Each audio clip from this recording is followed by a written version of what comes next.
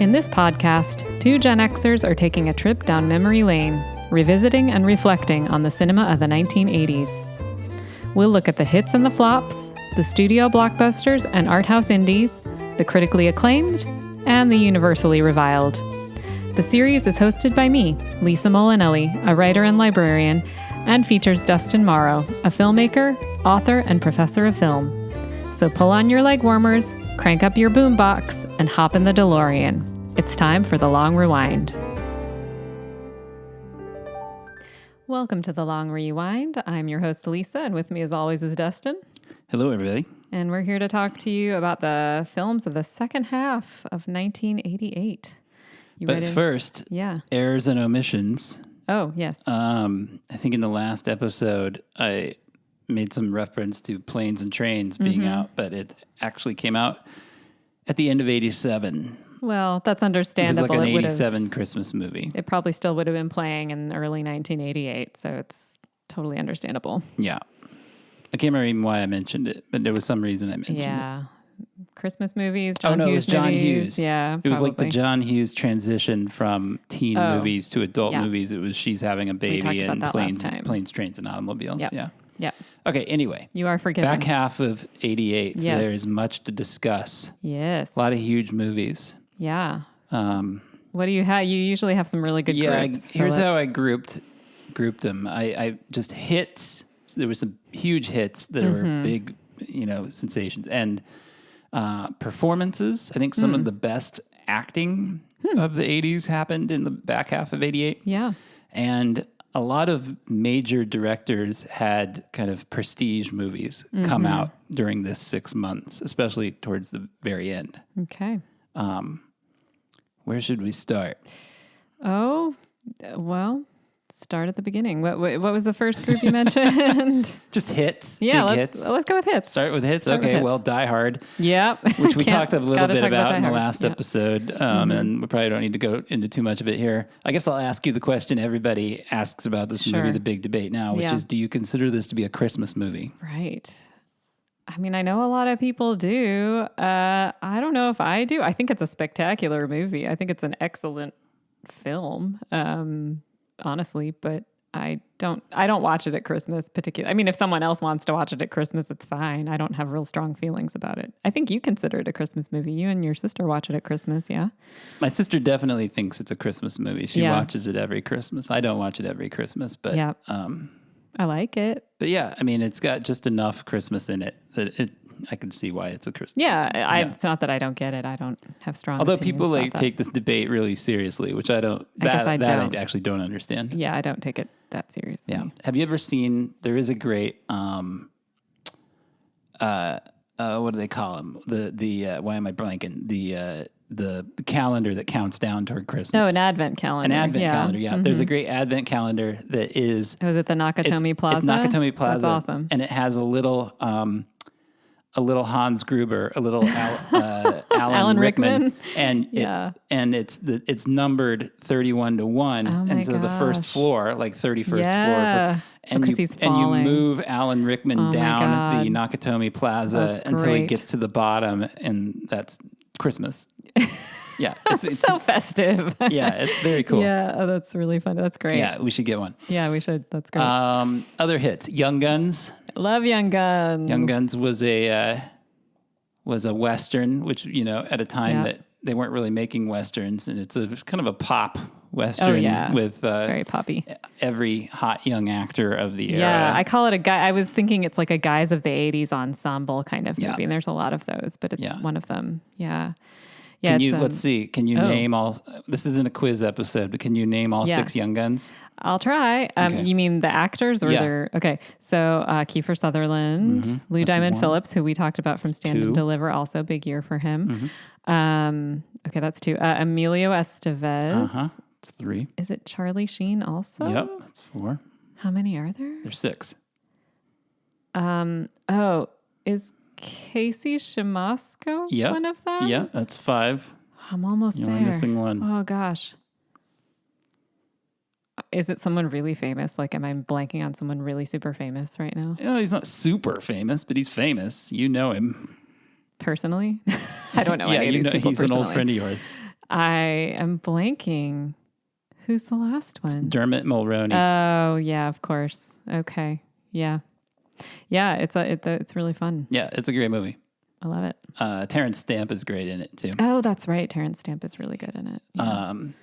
A Fish Called Wanda. Yes. This period, which is a very funny movie. Rare Oscar win, I think, for a comedy. Yeah. Which was Kevin Kline. Yeah. Who's very funny in it. Oh, he's so great. My sister and I still do Disappointed. You know, whenever he would get frustrated in the movie, he would just go, disappointed. So we do that sometimes when we get frustrated. Nice. Yeah. Very funny movie. Yeah. Great screenplay by John Cleese. Yeah, sort of Python adjacent. Great kind of classic British farce. Yeah. Yeah. Yeah, wonderful. Jamie Lee's great. The whole cast is great. Yeah, it's a Palin's great cast. Great. Yep. Michael Palin he's like a gem in that movie. Yep. Funny. And as I mentioned, gave birth to my all-time favorite tagline for a movie. It is the best tagline, yeah. Which was for the unofficial sequel to A Fish Called Wanda, which was a pretty bad movie about a zoo called Fierce Creatures. Yeah. Which had the same 4 actors in it. And the tagline was, critics agree, the cast of A Fish Called Wanda is together again. That's the brilliancy of the Pythons right there, so I think funny. is what that is. Except that it wasn't. Well, they were cribbing, though, that was that type of humor. Yeah, that was... No. You don't understand. What don't I understand? It was not intentionally funny. It wasn't? No. Oh. This was not You're the right, genius I of didn't understand. John Cleese. Because that sounds like such a John Cleese line to me. No. This was in the commercials, and it was clearly done in a way that, like, they just didn't get it. Like, so yeah. I thought that was Python humor. Not about the genius of Python, but about the stupidity of Hollywood. Oh dear. Well, yeah. Wow. Speaking of stupid, but in the best way possible, The Naked Gun came out, which was actually an adaptation of a short-lived TV series called Police Squad with Leslie Nielsen. Which was very funny. Those Naked Gun, they made several of those movies. They did. Those were really big. Yeah, they were very made by the Airplane guys. Isn't the Zucker brothers? Yeah, the Zucker brothers and Jim Abrams, I believe. Midnight Run. Oh, yeah. Was a kind of a surprise hit from this era, featuring a great Charles Grodin the wonderful performance. Charles Grodin. Another one of these buddy movies that we were talking about in the last episode. A rare, at that time, De Niro comedy. Yeah. He was not an actor known for comedy, but he's very funny in it. Yeah, you wouldn't know that now, but yeah, it's he's very funny. Yeah, it's a great movie. Directed by Martin Brest, who made Beverly Hills Cop. Oh, okay. So, yeah. Twins. Twins. Which is a pretty wretched comedy, actually. It's not good at all. I don't know if I've seen it. I don't think so. It is a visual joke. Wow. Stretched out to 100 unbearably unfunny minutes. Explain to people what Twins is if they don't know. They probably know. It's Arnold Schwarzenegger and Danny DeVito. So there's twins. your visual joke. They're twins. And I think somebody just went, wouldn't it be funny if those two guys were twins? And then they didn't bother to write a script. Yeah. That's basically what happened. Yeah, it's really bad. It has one of the funniest, terrible 80s theme songs of any movie, though. If you want some amusement, dial up your YouTube. Yeah, that's right. And punch in the Twins song. I can't remember who sings it. It might be like Philip Bailey or somebody like that. It's some R&B singer. Yeah, it is. But man, is it bad. It's not and good. Hilarious. Yeah. I think the song is called Twins. Look it up. I'm pretty sure. It's worth your time. And then Beaches. Speaking of soundtracks. Beaches had a huge soundtrack. This is so funny. Wind Beneath My Wings. Yeah. It's one of the kind of quintessential lady movies of the 80s. I thought this was later. I guess I thought Beaches came out in like the early 90s, but I was wrong. 88. Yep, 88. A very young Mayim Bialik. Yes. Yeah, she's actually really as great. As a young Bette Midler. Yeah. Do you like Beaches? You're a lady. I remember enjoying it at the time, but I don't know. I haven't seen it since and haven't really felt the need to see it since. Okay. So maybe that tells you what you need to know. Maybe that tells us enough. Yeah. And then I grouped 4 movies together just because they have some of what I think are the best performances by actors. Mm-hmm. And we'll do a I think we should do a best performances of the 80s episode where we just talk about acting. That sounds good. Yeah.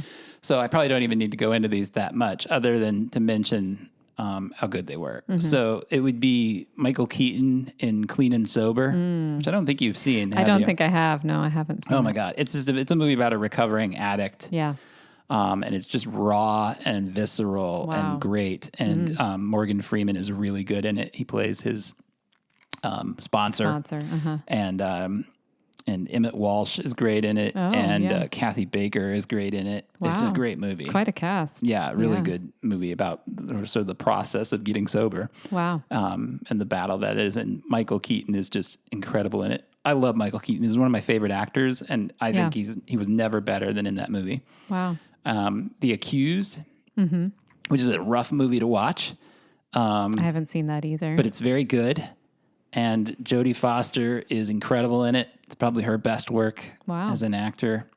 She plays a woman who is gang raped in a bar and takes all of the people who watched it and did not interfere to help to court to have them held liable. Yeah. And it's a rough watch. It's not a fun movie, but man, is Jodie Foster good in it. She won an Oscar for it. It was kind of her big kind of return to acting movie after she went away to Yale for several years to be a real person. Punchline. Oh, yeah. Which is a movie that not a lot of people know and maybe isn't well regarded, but I actually think is really good.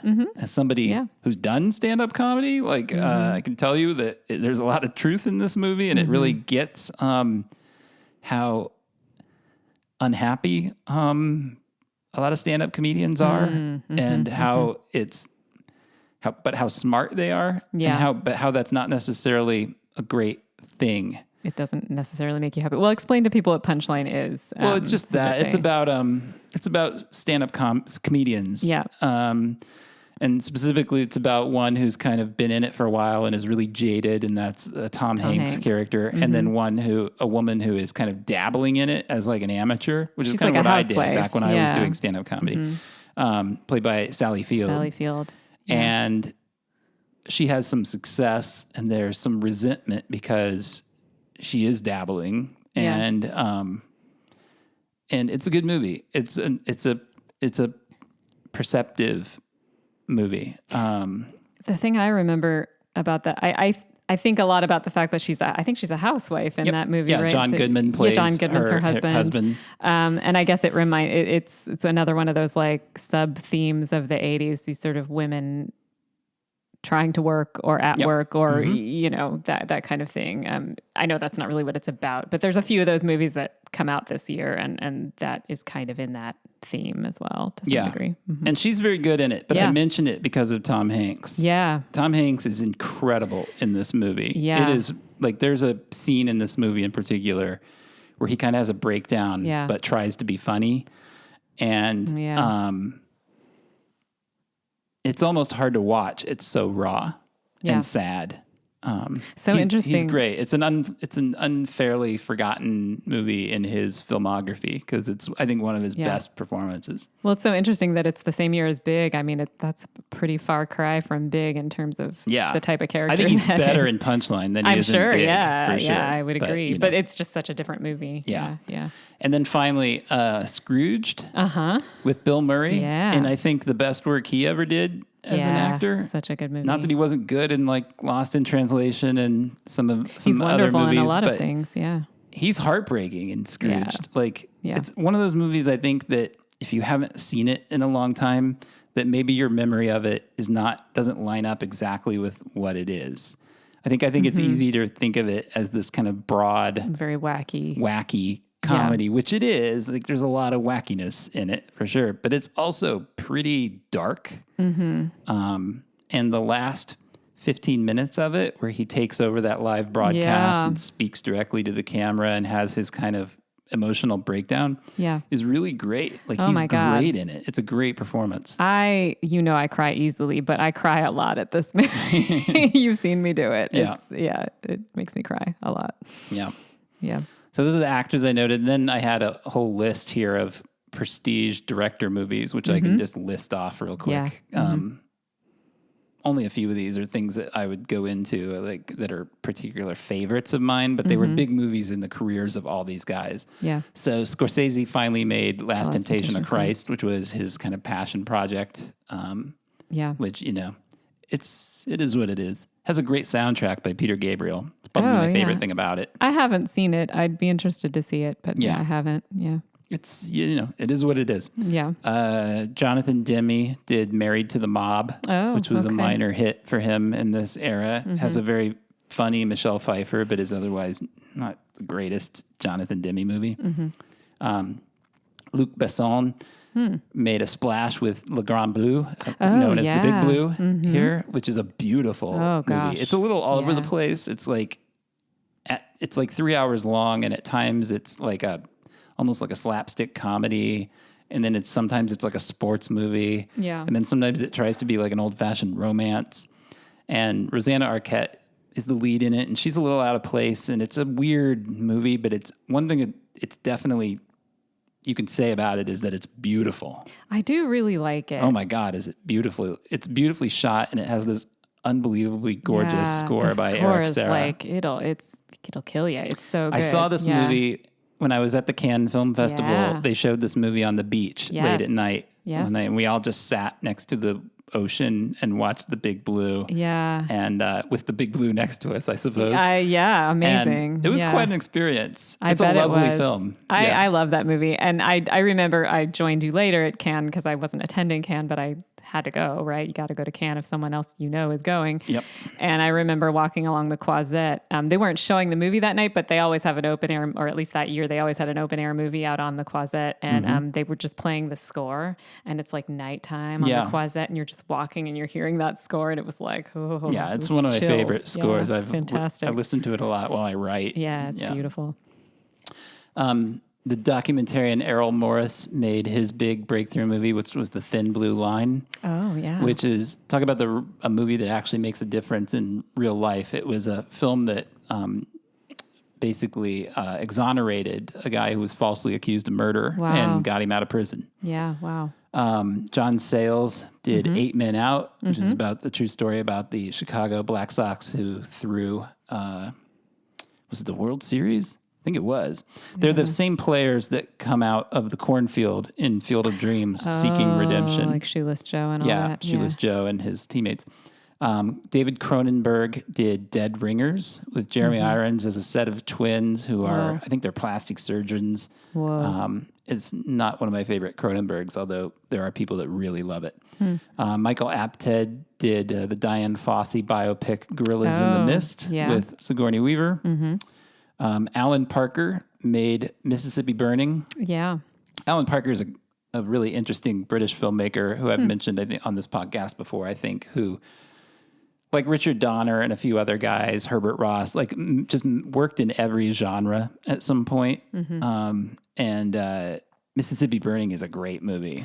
I've never seen it, but I've heard a lot about it. I know it's Hackman really good. Is incredible in it. I think I've avoided it. Sounds intense for it is. obvious it's reasons. Really intense. You want to just tell people what it's about real quick? It's a true story of these political activists who were trying to sign people up to vote in the 60s, South, who were murdered by the Klan, and the FBI agents who are played by Gene Hackman and Willem Dafoe, who go down to investigate. And Dafoe is a very kind of by the book guy, and Gene Hackman is the throw the book out the window, get it done by any means necessary guy. And they really clash while investigating this crime. It's a good movie. It's a great movie, in fact. Yeah, I'd like to see it. Barry Levinson did Rain Man, which I think won Best Picture. I also this year. I think it also won movie. Actor for Hoffman. Although really Cruise should have won it. That's a great performance. I don't really like that movie all that much, but Cruise is great in that movie. It's a really tricky. He's doing something really tricky in that movie, which is you should. People may not have seen Rain Man, or like if you're not from the 80s, you might not know Rain Man. Yeah, maybe not. It was a big movie. It was a huge hit. I think it was one of the biggest hits of the year. Weirdly. I have never seen it. I mean, I know You've what never it's seen about. Rain Man? I've never seen Rain Man. Yeah. It's about a guy who is a really shallow kind of get-rich-quick kind of guy, played by Tom Cruise, who finds out that I think his parents pass away, and he finds out he has this brother he didn't know about, who is autistic and is in a home, and he takes him on a road trip. I can't even remember why. But they end up going to Vegas so that Tom Cruise can exploit the autism Hoffman's ability to count cards. Right. Got it. Okay. And they grow and learn to love each other, and it's pretty sappy, but Cruise is really good in it. So what's great about that performance, you said? Well, I just think it's interesting that Hoffman wins the Oscar, right? Because he's giving a very realistic appearing portrayal of autism, of somebody with autism. And I'm not saying that's not hard and that he's not great at it, but he's not giving anything to Cruise in that movie. Like, there's nothing for Cruise to play off of. Just as you have, someone in your family. It's hard to, it can be very challenging to communicate with people. And so Cruise is basically playing the whole arc of that character kind of on his own in a way. Yeah. And he carries the movie, like, narratively. It's like an over 2 hour long movie, and he carries the whole movie on his shoulders because Hoffman's essentially just in his bubble doing his thing. Yeah. That's interesting. Yeah. He's good in it. Yeah. Cruise is, kind of historically underrated, I think. Whatever you think of him personally, and I do have thoughts about him personally, I think he is actually a pretty good actor. Yeah. Yeah. Mike Nichols made Working Girl, which is an absolutely delightful 80s comedy, and definitely one of those movies that you would show to an alien to explain the 80s for sure. And another of those ladies on the job, women on the job movies of the 80s for sure. Yeah. And features a very light and fun Harrison Ford. Yeah. He's frantic and Working Girl this year. Yeah. Stephen Frears did Dangerous Liaisons. Yes. Michelle Pfeiffer, Uma Thurman, John Malkovich. Yep. Yeah. Glenn Close. Yeah. Based on, what was the name of? Les Liaisons Dangereuses. I think it's the French of that. I'm saying later it very adapted poorly. into like Cruel Intentions and other things. Yeah. Was it a play? Or, I think it might have been a play or an opera or something. Yeah, I'm not sure. I don't remember either.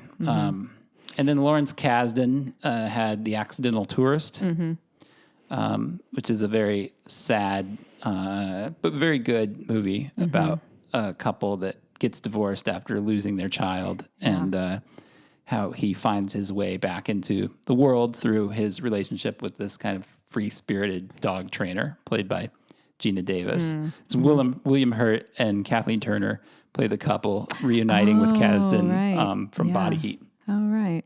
Yeah, I haven't seen this either. Yeah. It's good. It sounds a little heartbreaking. But, it's sad. Kathleen's performance in it is very sad. Yeah, I bet. But it's good.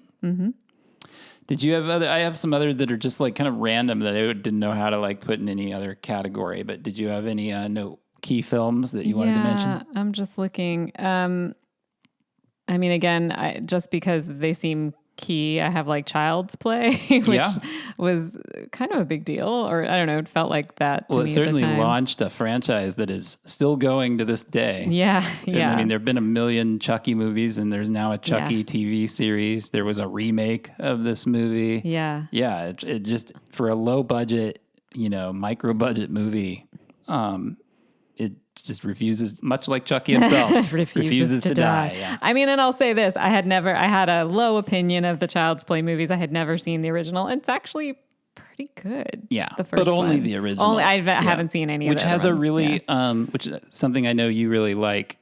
Yeah. Child's Play is a really good sense of place. Yes. The Chicago. It's a Chicago, really good portrait of Chicago in the winter, and it doesn't kind of love that. Glamorize it in any kind of Hollywood way whatsoever. It feels like cold and kind of dirty and kind of run down. Yeah.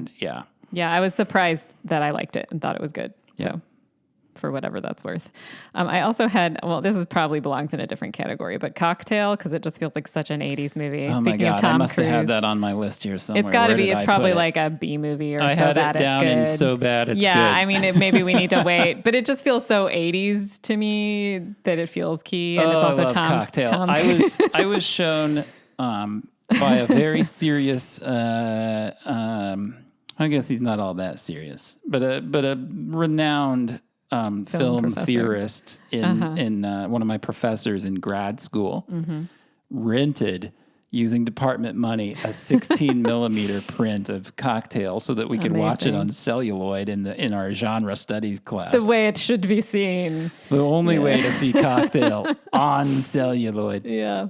Yeah, it's horrible and super fun. I think people who love Cocktail love it. Like, they love it. Some people really love that. I had the soundtrack. Movie. Didn't you say your brother had the soundtrack as a kid, which is hilarious because your brother's younger than me, and you know. He had all those. He couldn't have seen the movie. No, right? I don't think he did. But you know how you would buy those soundtracks because they were popular in the 80s? I think this was probably one. And Kokomo's on this, right? We all knew Kokomo at the time. And Don't Worry, Be Happy was from the Cocktail soundtrack. That's right. Wow.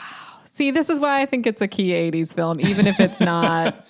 Because it gave us Don't Worry, Be Happy. Plus, it's just so darn 80s. I mean, everything about it. Yeah, right? I mean, the main character is all about making money. Yeah. And he like has Gordon nothing Gekko but terrible get-rich-quick ideas. Yeah.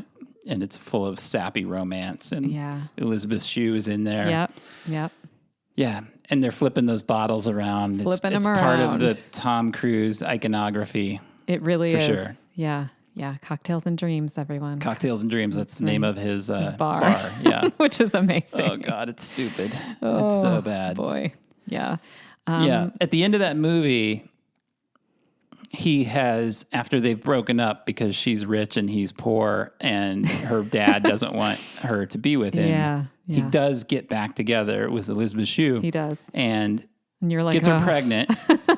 And then you see that he has somehow raised the capital to open his own stupid, crappy-looking bar. Yep. And she's there, pregnant. And this is somehow supposed to be a happy ending for her. And you're just like, oh, girl, I'm so sorry. Yeah, it's not good. Yeah, it's something. Yeah. Did you have anything else under key films? No. I have a few. I don't know how key these are, but they're just movies that were just either hits or noteworthy or people talk about them or whatever. Mm-hmm. Miles from Home, which was the last of the farm crisis movies of the 80s. Okay. So, Country and Places from the Heart and The River. Yeah. There were a bunch of these movies that were about the farm crisis.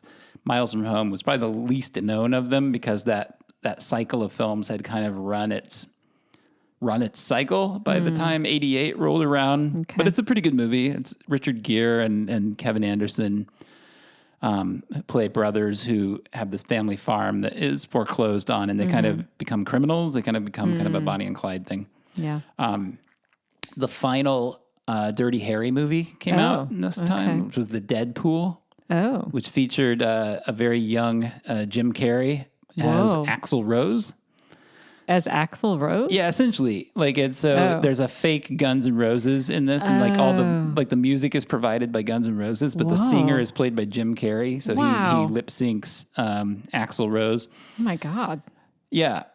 It's it is what it is. It's probably the least of the Dirty Harry movies, which had also kind of run their course by this point, but it's not bad. I'm sort of astonished by this whole Jim Carrey as Axl Rose thing. I'm still reeling from that. Yeah, yeah.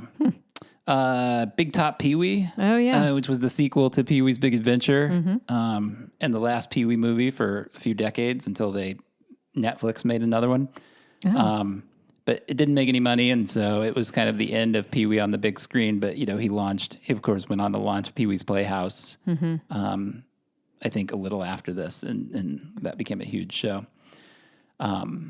Mystic Pizza. Yeah, which kind of introduced us to Julia that. Roberts. Was that the introduction? Okay.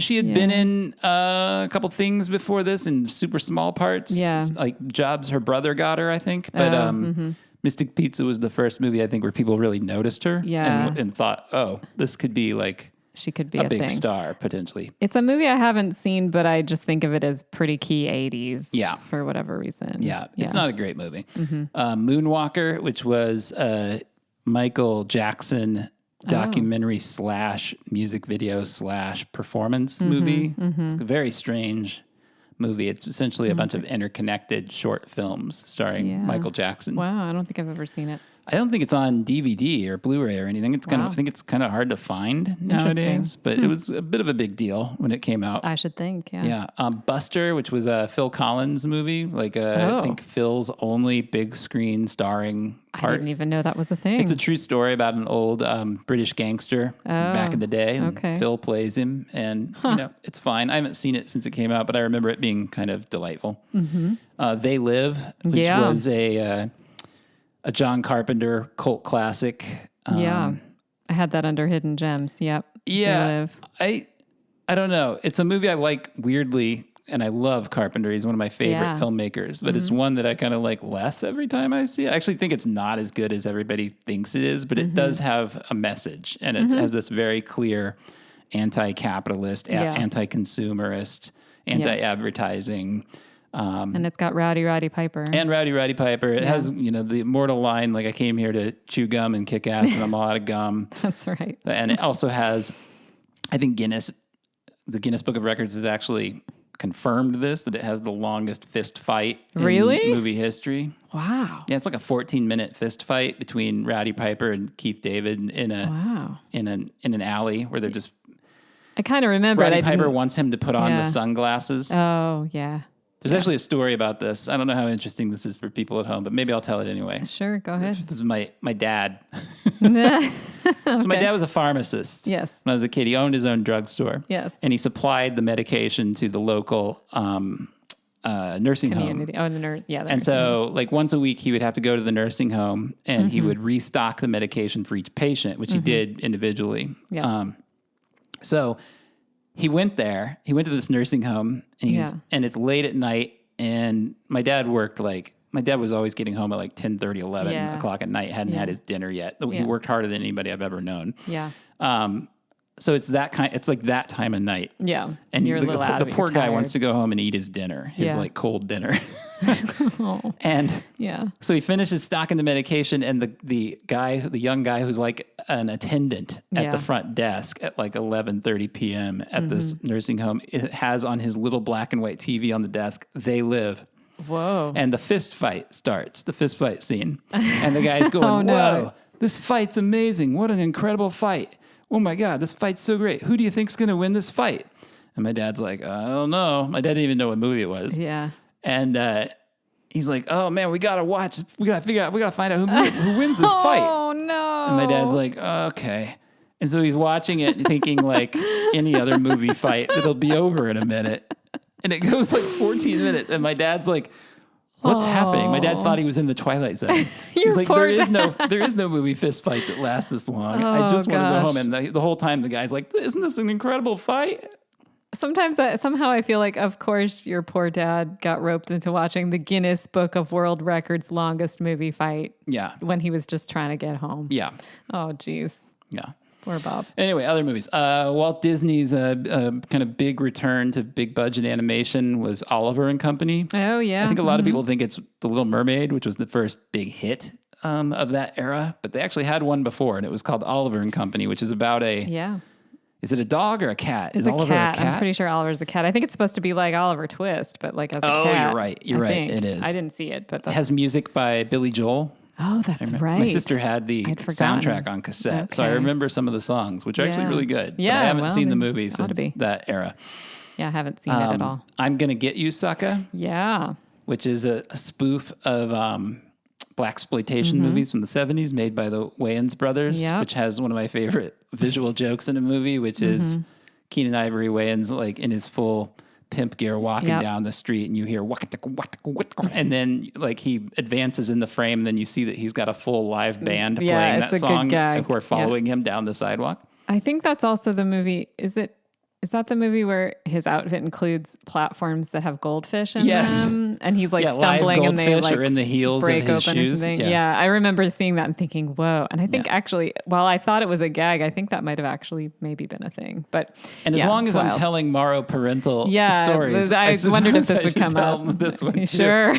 This is pretty good. So in the small town where I grew up, one of the only places you could rent videos was the local grocery store, which had all of the tapes back behind the desk, and it had all of the the tape cases, that is to say the covers that you would look at, were like up above the groceries, like out of reach. Yep. So you couldn't get them yourself. So the only way to get a movie was you had to see the movie up there, and then you had to go to the desk where they had all the movies and ask for it. Yep. And your poor sainted parents. My Go mom, ahead. who is just like, just the loveliest, grew up in Arizona, but is totally a Midwestern Very Midwestern, woman. lovely woman. Salt of the earth, lovely woman. I wanted to see it. And so I told her that when she went in to get groceries, that she had to rip me, I'm going to get you, sucker. And so my poor mom has reported to me multiple times that she still remembers the embarrassment of having to go up to this desk and say, I'm going to get you, sucker. Yeah. Please. So, if you know my mom, it's just hard to even picture. Yeah. I don't know if you've ever seen David Letterman's mom. Yeah. His mom's a little like her. So just picture David Letterman's mom having to ask for, I'm going to get you, sucker. Okay. And then finally, considered one of the worst movies ever made, and a favorite of Paul Rudd, Mac and Me. Yeah. Came out in this I had period, that under so bad. Which was an E.T. ripoff. Yeah. Which is probably best known today from all of Paul Rudd's appearances on Conan O'Brien, where he would purportedly bring a clip from his film, and then Conan would throw to the clip, and it would instead be a clip from Mac and Me, where a character in a wheelchair rolls down a hill off a cliff and into a river.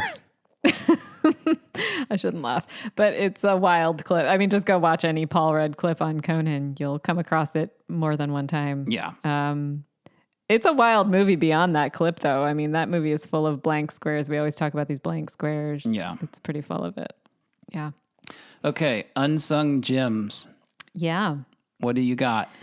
I have a few. Yeah. Is this an unsung gem? Arthur 2 on the Rocks? I would call it unsung only because everybody hates it except for you and me. Yeah. I guess I didn't realize everybody hated it, and I feel a little silly, but I do really like it. See there are parts of it that are not great, but the parts of it that are good are so good. I mean, I think I'm just happy to be with those characters again. Yeah, they're just such lovable characters, lovable actors playing really wonderful, warm characters. And they're such sweet movies. I don't know. Yeah, it's a really like warm-hearted, sweet movie. Yeah. That's what I think. Anyway, I know it's not for everybody. Yeah, I think it's very funny. I think it's as good or better than the first one. Mm-hmm.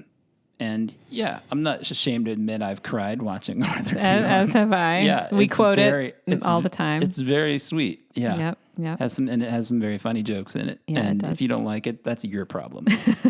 What else you got?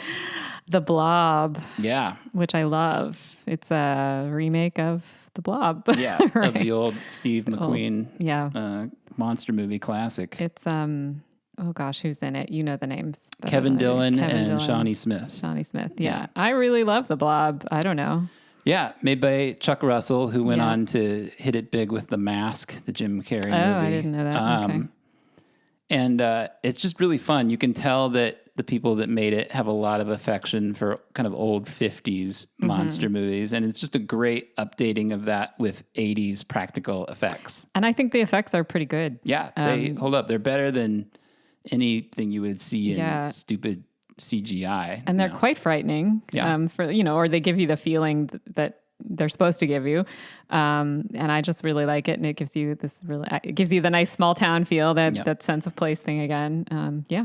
I like it. There's just a lot of creativity in it. There's a lot of the Blob. There's a lot of humor in it, a lot of tongue-in-cheek humor. Yeah. And the characters are likable. You're rooting for them to defeat the Blob. Yeah. And it's my kind of monster movie, I guess. For someone who wasn't always into those, I really like it. Yeah. It's got a real spirit of fun about it. That is great. Definitely. What else you got?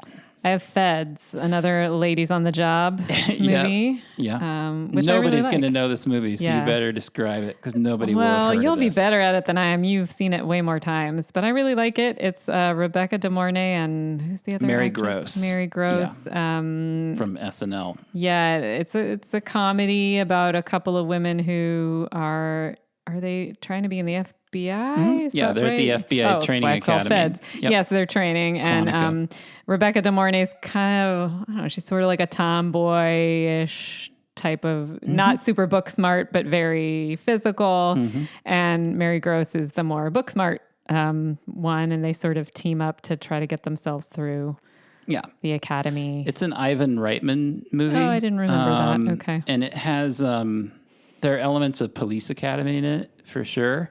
I don't know if it's as broad as... It's nowhere near as broad as not Police that broad. Academy. Yeah. But it's, it's like 80 minutes, and it's just a breezy, fun movie with likable actors. And, I really like it. Likable characters. Yeah. It's kind of delightful. I think it's underseen. But it's not going to... It won't change your world, and it's not going to be the funniest movie you've ever seen. But if you like 80s movies, then, it's very 80s. And it's pretty charming. Well, and again, it's in that subgenre of women on the job that you saw a lot at that time. For sure. It's very of its time. Did you have anything else? I think that's all I really had but I'm sure you have some others. I had just a few quick ones. There's a movie called The Rescue, which has never come out on physical media, which is a bummer. It's a Disney movie about some fighter pilots that are shot down, and the government refuses for political reasons to try to go in and rescue them. And their kids decide to go in and save them. This, haven't it's kind of the same premise as a movie called Iron Eagle. Right. Only it's not centered around the kids learning to fly a fighter jet like in that movie, but it's again Kevin Dillon, right? And like 5 other kids, and they decide to sneak into this country to save their dads from this prison camp. We watched this recently, I think. Now that I didn't remember the name, but it's another one of those of which there were a million in the 80s movies where like kids were heroes doing kind of adult things. That was a big thing in the 80s. The Chocolate War, which was Keith. Why am I blanking on his last name? The guy from Christine. Oh, I don't know his last name. Gordon. That's Keith Gordon, who worked with obviously John Carpenter and Christine, and worked with Brian De Palma on Dress to Kill, and wanted to become a director after observing those two guys. Was inspired by those guys to want to make his own films, and raised a small amount of money to adapt the classic children's book by Robert Cormier called The Chocolate War. It's pretty beloved. It's a great book. And he did a good job with it considering how little money he had. He went to Peter Gabriel and Kate Bush and asked for their music for free. Whoa. And they both liked the movie and the message of the movie so much that they gave him their songs. Wow. He did this with a few people. That's amazing. And so the movie has this unbelievably killer soundtrack. No kidding. The movie itself had a budget of like $400,000, and the music budget alone probably would have been 10 times that. Good for everybody there. That's great. Yeah, it's a good movie. And then a movie called Betrayed, which is a FBI thriller where Deborah Winger plays an FBI agent who goes undercover and starts a relationship with Tom Berenger, who's this like upstanding community family man, because she believes he's behind this plot to murder a Jewish talk radio host. And it turns out he's a member of the Klan, essentially, and she gets in over her head, and it's a pretty cool suspense thriller. Yeah. All right, B movies. Did you have any B movies? I only had a couple. Well, is this a B movie? The Lair of the White Worm. Oh yeah. Kind of a wacky, wild movie, but kind of worth a mention. Yeah, it's almost more of a it's not really a B movie. It's almost like a European art house horror movie. Yeah. So maybe not a B movie, but feels worth a mention. Yeah, it's Ken Russell, who was a legendary wild man filmmaker. Did Women in Love and Crimes of Passion with our friend Kathleen. And a lot of crazy movies. And this was at the end of his career. He was a famous drunk. Well, he was. In addition to being kind of nuts. Yeah. And this movie, you could tell. It's Hugh Grant. Yeah. It's a Bram Stoker novel, if I remember right. That sounds right. Adaptation of a Bram Stoker novel with Hugh Grant, who kind of falls into the grasp of this woman/snake. Yeah. Yeah. I mean, I don't know. I think it has some things about it that are interesting. Yeah, I remember finding it kind of fascinating, if not it is fascinating, super enjoyable. But yeah. It's worth mentioning. Yeah. Did you have any other B movies? I think I mostly have So Bad It's Good. Yeah, so do I. They're definitely let me throw out B-movies. a couple B movies. Okay, yeah, please. Because there were a couple good ones. Alien Nation. Oh, yeah. That was a Mandy TV show, Patinkin too. and James Caan. Yeah, it launched a TV series, which was on for a little while. Yep. But it's a really interesting kind of action/murder mystery movie with like really interesting political overtones, because it's about a group of aliens a world of aliens that integrate into our society, and how they are treated really poorly by humans. And James Caan is a detective who is forced to team up with, it's a buddy movie too, who's supposed to team up with an alien detective played by Mandy Patinkin to solve this murder. I've never seen it, but I'd probably like it. It sounds like something I would like. Yeah. Mm-hmm. And then there was a movie, it's a terrible title, but it's an interesting movie with Lance Henriksen called Pumpkinhead. Oh my gosh, I think I have seen this. Yes. Really? I think you've seen Pumpkinhead? That surprises me. Not on my own. I think you and I maybe watched it together. Oh, is that right? I could be wrong, unless I just saw you watching it one time. It's got quite a title. I think I've only seen it once, so if it would be the time you saw it with me, I guess. Yeah. Well, let's talk about what's Pumpkinhead. Well, I'm trying to. It's been years, but my memory. He's a dad who kind of lives in the woods, Lance Henriksen. And his son is accidentally killed by a group of teenagers who are being irresponsible, playing on their dirt bikes. And they get off, and he's so mad that he wants some kind of revenge. And so he goes to see this kind of old witchy woman who lives up in the woods. And she tells him how to call upon this demon that you can call upon from the woods to exact revenge, but you're going to pay a price if you do. And of course, Pumpkinhead is the demon. I was going to say, yeah. And better than you would think that premise would. It sounds like folk horror to me. Yeah, it's total folk horror. Yeah. That's I mean, it just rings such a bell, and I feel like I can see images in my head. So either I watched it with you, or I just like walked in and you were watching this thing and you're like, this is Pumpkinhead. So I don't know. I don't remember. It's a terrible title. It's a really bad title. It sounds like a children's animated special at Halloween or something. Yeah, it doesn't appeal, but it was pretty cool. All right. The little I remember. So I had a few So Bad It's Good. Yeah. There are some great bad movies from the second half of '88. But let's hear what you have. Well, I mean, we already mentioned Mac and Me. So there's that. Miami Connection. Wait a minute. Have you actually tried to watch Mac and Me? We both watched it. Really? We did. We watched the whole thing? Most of it, if not the whole thing. Because I don't remember it being so bad it's good. I just remember it being bad it's bad. I mean, the good part is the heckling, right? There's a lot to heckle. Yeah, I suppose so. So, I mean, I'm not saying it's actually good. It's not, but it's heckleable. I guess my so bad it's good movies have to be enjoyable. Okay. Well, then what do you have then? I have a few. I have License to Drive with the Coreys. Yes, the Coreys. So which were 80s. at the height of their like cocaine addiction. And their celebrity, frankly. Yeah. License to Drive. Heather Graham is also in that. I don't know why. I mean, I was a kid when it came out and I thought it was hilarious. And so maybe that's a lot of it, but I still, for some reason, find it hilarious. I think, what's interesting about that movie, too, it's so 80s because of the importance of the driver's license and the car in the 80s was just so big, right? I mean, maybe it still is. I don't know, but I just remember it being... It isn't, though. I can't remember where I saw this, but I watched a report on one of the news magazines that was about how... I think I'd heard this, too. How kids are not getting their... They're just not that interested. When I was a kid, you got your license the day you turned 16. And that's what License to Drive is like. It hinges around that, right? It was like a world of freedom. Like exactly. So that's what's so 80s about it. But it's weird. Like, are kids today really not getting their driver's license when they turn 16? I mean, I'm sure a lot of them are. But it just... The importance of that, the real, the stress around it. I mean, I don't know. What are they doing instead? I mean, I get if you're a kid in New York City, you might be like, I don't know why I'm going to. I mean, they're all maybe on their phones, talking to each other on their phones and don't feel like I have to go anywhere. I really don't know. I don't know what they're doing. Are they just relying on their parents to keep driving them after they turn 16? Why would you want that? I have no idea. I don't know. But all I'm saying is that answer me is that License to Drive is so iconically 80s for that reason. Yeah. Mm-hmm. And the first time I remember seeing Heather Graham in a movie. Yeah. Too. Yep.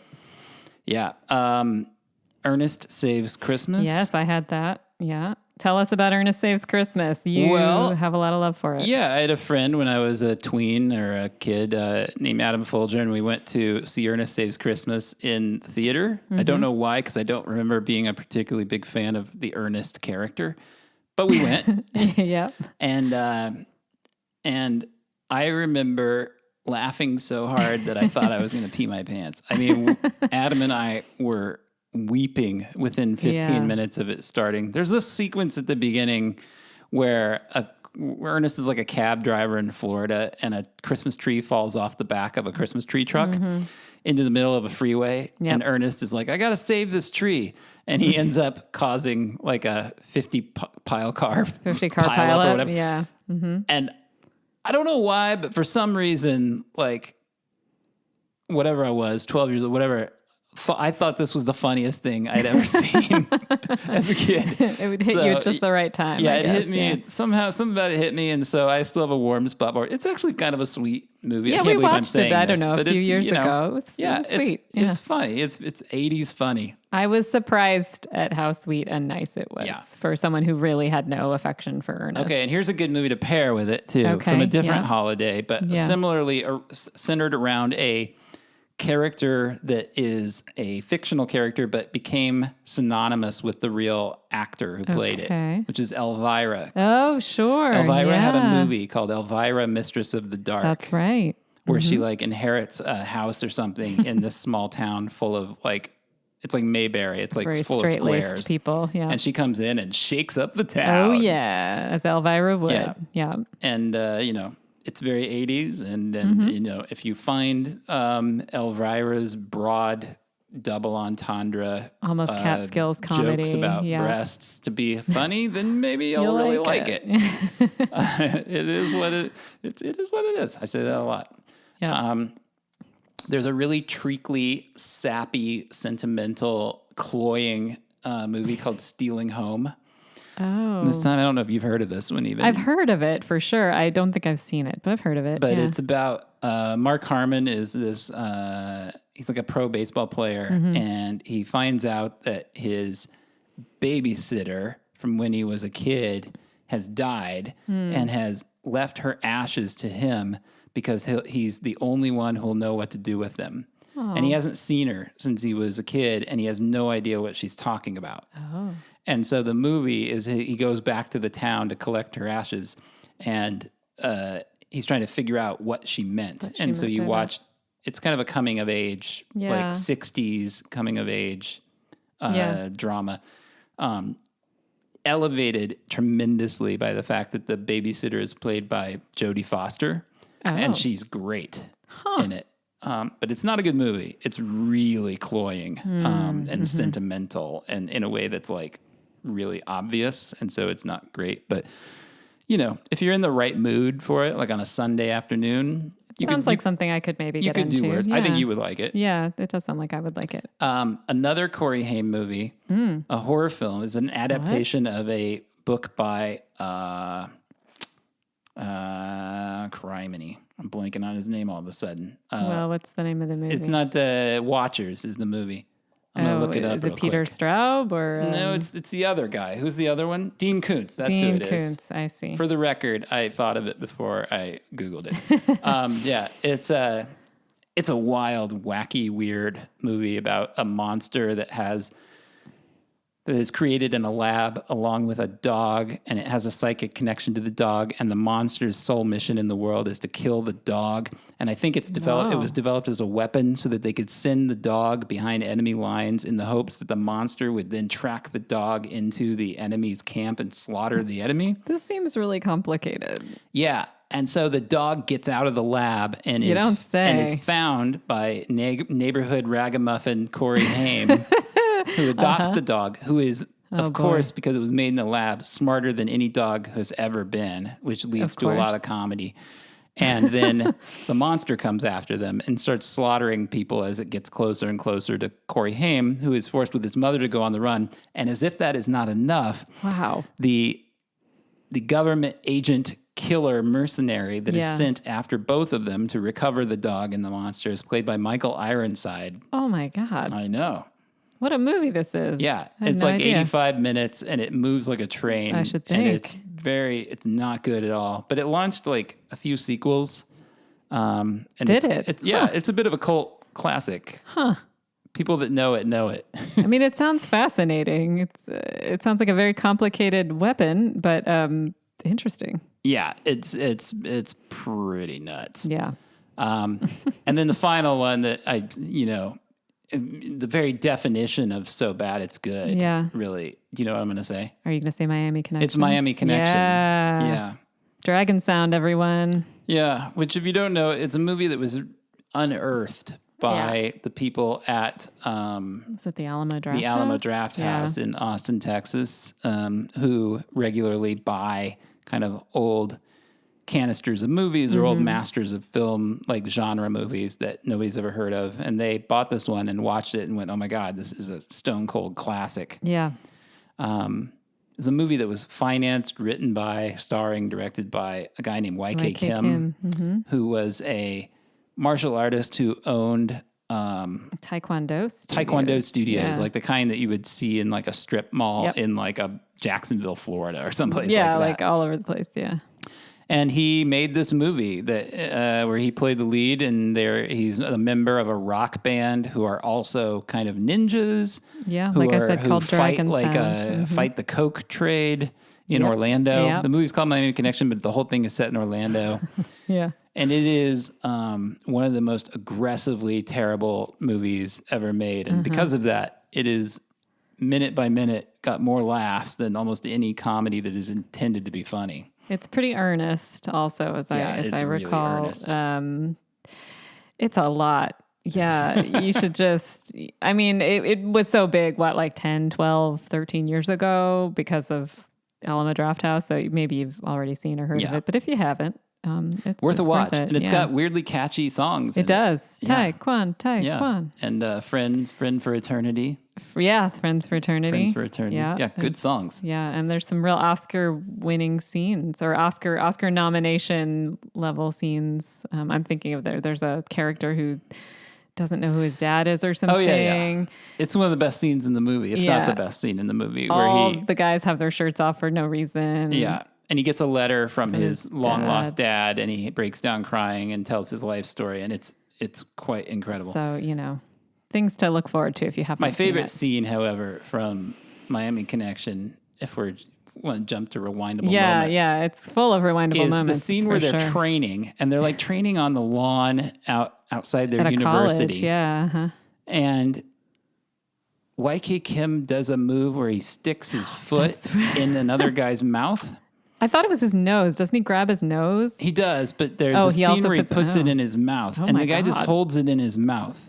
Oh. And it's like, what is happening here? I didn't remember that. It's very strange. It's the scene where, like, I think right after is the scene where they talk about, like, how they want to go around the world, take a trip around the world to, like, visit all the countries they came from and talk about how great Taekwondo is. Yes. Do you remember that scene? I do remember that scene. Yeah, it's incredible. Yeah.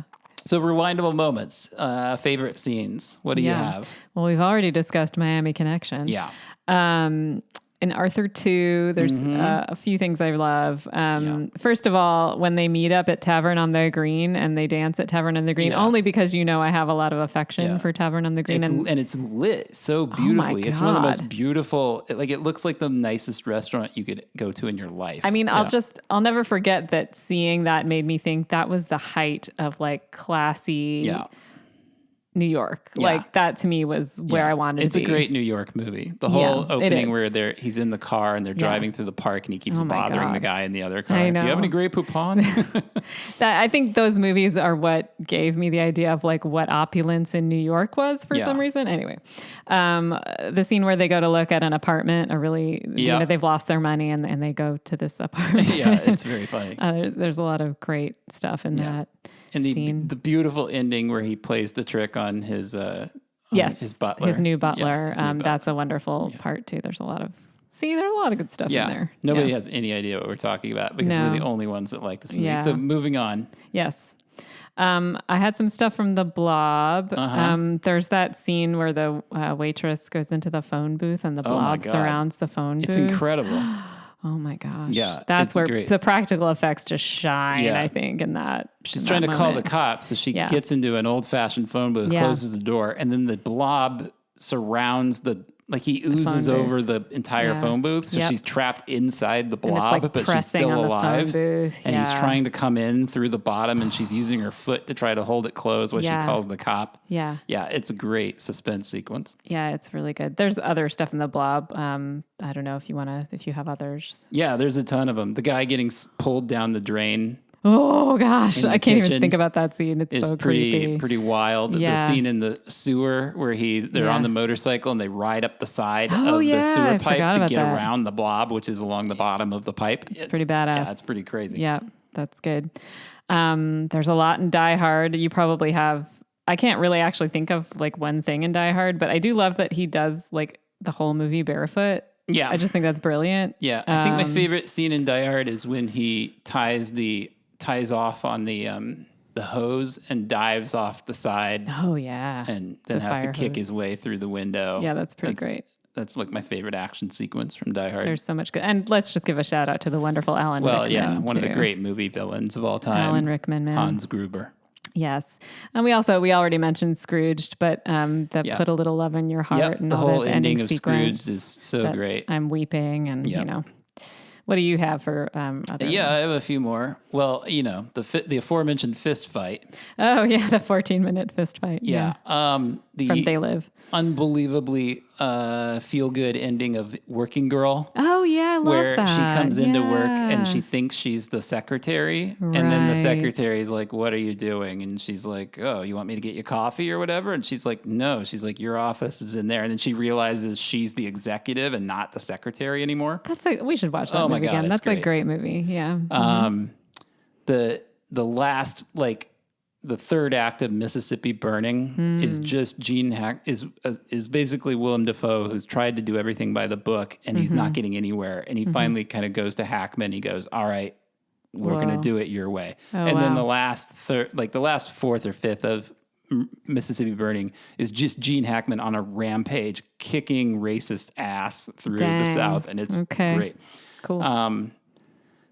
The breakdown scene in Punchline where Tom Hanks, he's up on stage, he's a stand-up comedian, and his family, his dad and his brother, who are very successful, don't realize that he has dropped out of medical school to pursue stand-up comedy. And they just happen to be at the club that night, and he sees them in the audience, and they see him, and they realize, and he has this complete emotional breakdown on stage.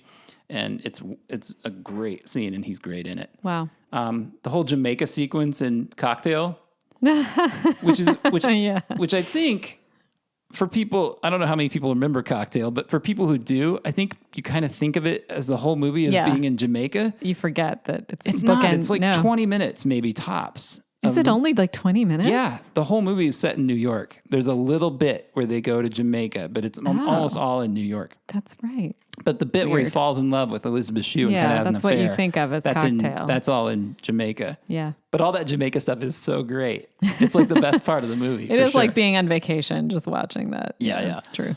And then I had a couple, the beginning and ending of Young Guns. Yeah. I just love. I love all of Young Guns, but the opening credits of Young Guns are just so cool. It's like this delight. Burnished. Yeah. It's hard to describe. There's this weird, I don't know if it's a video effect or or an optical effect, but it's like their silhouettes, and there's burned dust flying through their silhouettes. And the music is really kick-ass. It has this great rock music score. It's a very 80s, but wonderfully 80s, melding of that. It's what you were saying, this Western poppiness. Yeah. And it's really great. It's a pop Western, you get chills, I think. It's really great. Yeah. And then the closing where they hide Billy the Kid inside the chest and then they throw the chest out the window and all the bad guys don't realize because they've been throwing lots of stuff out the window. Right. And they don't realize that he's inside the chest. It's just such a fun It's movie. A cool trick. Yeah.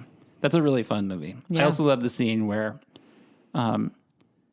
there's a Billy, Emilio Estevez plays Billy the Kid. He's in this bar, and there's this braggart who's like, I'm going to shoot Billy the Kid, and this is the gun that's going to kill Billy the Kid. And he doesn't know what Billy looks like. Yeah. So he's like, that gun? He's like, can I see the gun that's going to kill Billy the Kid? And so he's like, he hands him the gun, and Billy, while he has it, takes all the bullets out and then tricks the guy. It's a great scene. Yeah, we should watch that again. Anyway. So fun. Let's move on to Oscars and box office. Okay, Oscars and box office. Let me try to predict Oscars. Okay. This is something we should have been doing all along. Yeah, okay. Because I'm pretty good at this. Let's hear it. When I was a kid, did you watch the Oscars every Oh, year? yeah, as much as I could. They were such a big deal to me. Yeah, I remember, they were to me too. It was an event. I remember skipping out on play practice to watch the Oscars. Wow. And all my classmates were like, oh, look who's mysteriously sick on the night of the Oscars. They knew you. Yeah, they knew me. Yeah, I mean, I tried to, whenever I was able to and old enough to, I watched them every year. Yeah, I used to tape them on VHS and then watch them over and over again. Yeah. Yeah, back when they were glamorous and fun and not totally like boring and stupid like they are now. Yeah. Okay, I think Best Picture I think is Rain Man. Okay. Do you want me to tell you if you're right? Yeah. Okay, yes, you're correct. Hoffman was definitely Best Actor. Yes, for Rain Jodie Man. Foster was Best Actress. For The Accused, yep.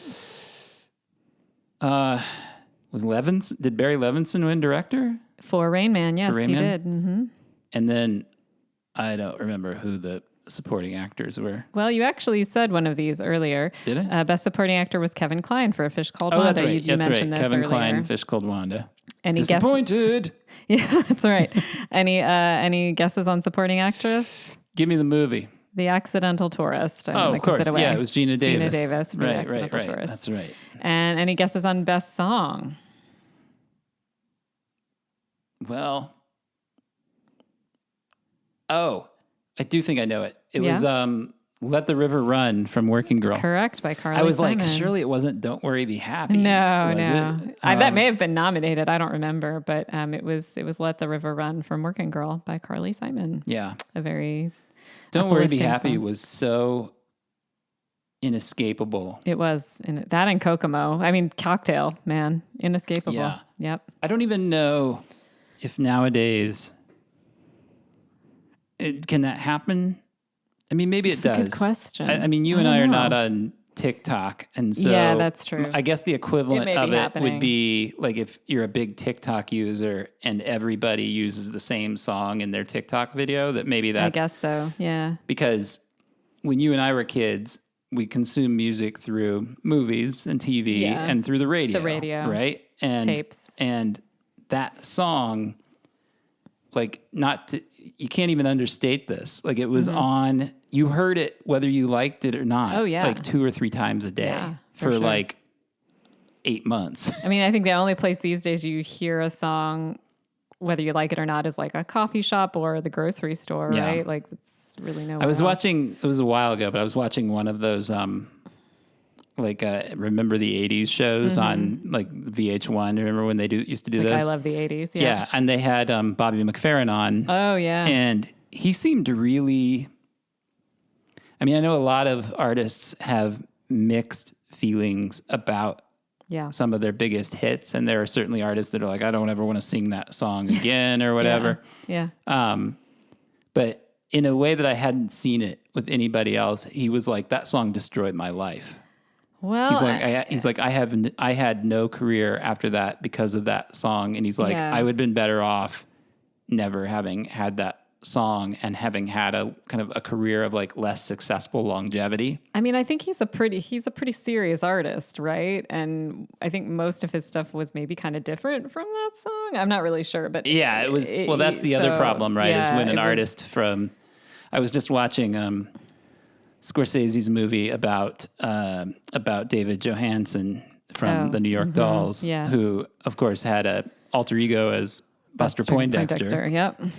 David Johansen, by the way, was in Scrooged. Correct. He was great as the taxi driver, the Ghost of Christmas Past. Yep. And he loathes that song, Hot, Hot, Hot. Oh, yeah. I mean, it's so different from everything else, probably. In fact, I remember he was on, when that movie came out, that documentary, he was on Fresh Air and Terry Gross was talking to him about the character of Buster Poindexter, who, much like we were mentioning Elvira and Pee Wee Herman, it was one of those like where the character almost became the guy, like people knew him as Buster Poindexter. Right, like I didn't know he was David Johansen until a long time later. Yeah. And she was talking to him about that, and she's like, well, let's play a song from when you were Buster Poindexter. And he goes, you're not going to play Ha Ha Hot, are you? And she goes, no. And he goes, thank God. Yeah, it's the curse of fame, I guess. Yeah. All right. So what was the box office? Yeah, we'll go from 10 to 1. Okay. 10 was Die Hard. I'm a little surprised it was 10. Not higher. It was 10. 9 was Big. 8 was Cocktail. 7 was A Fish Called Wanda. 6 was Rambo 3. 5, Twins. 4, Crocodile Dundee 2. 3, Coming to America. 2, Who Framed Roger Rabbit. And 1 was Rain Man. Isn't it funny when you look at that list and you think about the movies that have had real longevity from that list? Like Die Hard, obviously, of that list is the most lasting movie. Probably. I mean, Coming to America has had some legs too. Yeah, but like a good chunk of those movies, like nobody ever saw Crocodile Dundee 2 or Rambo 3 ever again after those. Or Twins. I mean, Big also, I guess. That had some staying power, I think. But yeah, I know you're right. It's really weird. Yeah. Real weird. All right, let's do our own top 10s. Okay. Why don't you go ahead? This was tough because it was a good year. Yeah, it was pretty hard. Like many of these, I had a lengthy list of honorable mentions. Yeah. Yeah. You want to go first? I'll give you those first. My honorable mentions are Biloxi Blues. Okay. The Blob. Clean and Sober. Young Guns. Midnight Run. Le Grand Bleu. Mississippi Burning. Arthur 2. Big. Stand and Deliver. And for funsies, Bloodsport. Yeah. Here's my top 10. Mm-hmm. Number 10, A Fish Called Wanda. Mm-hmm. Number 9, Frantic. Number 8, Coming to America. I missed a number 7 somehow. Oh, okay. Number 6, Scrooged. Number 5, Funny Farm. Number 4, Working Girl. Number 3, Punchline. Number 2, Die Hard. And number 1, Shoot to Kill. Yeah. Okay. Which people are like, what? Well, they just got to go see it, I guess. They should go see it, yeah. What was yours? I guess I'll do. How did I miss number 7? I need to promote one of my honorable mentions up into the top 10. Yeah, well, which one do you want to promote? God, that's hard. Geez, I don't even know. Okay. I'm going to make it like a 10-way tie between all my honorable mentions. They're all number 7. Yeah. Okay. All right. What do you got? My honorable mentions are Rent-A-Cop, Hairspray, Shoot to Kill, Funny Farm, The Presidio, A Fish Called Wanda, Young Guns, Working Girl, Feds, and Biloxi Blues. Mm-hmm.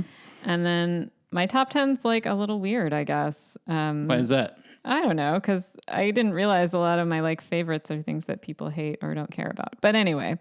That's all right. You be you. I've got 10 Le Grand Bleu. Yeah. 9 Scrooged. 8 Big Business. 7 Bloodsport. 6 The Blob. 5 Fletch.